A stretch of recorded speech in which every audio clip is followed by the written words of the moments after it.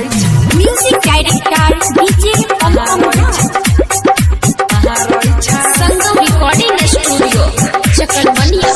खगड़िया बहला के समझाए तो ही मोइया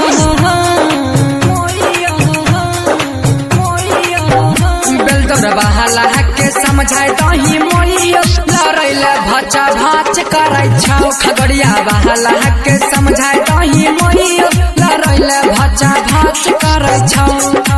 मारी के लाठी तोरी दल कोई छिपाठी, मारी के लाठी तोरी दल कोई छिपाठी। जखन महारोई छौ हमारा गे मोइयो,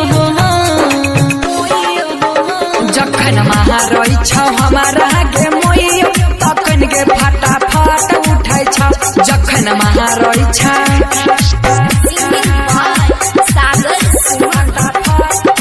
म्यूजिक डायरेक्टर डीजे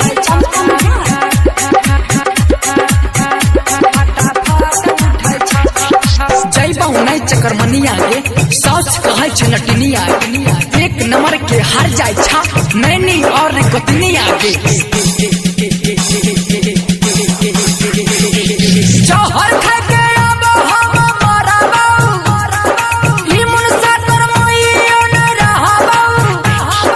नहिरो जाय के लंबा मन सा महरैले दौड़ै छै खटा खट करै छै, खटा खट करै छै। खगड़िया बहला के समझाए तो ही मोइया जखन महारोई छौ हमारा गे मोइया तखन गे फटाफट उठै छौ। जखन महारोई छौ recording by Durgesh music director DJ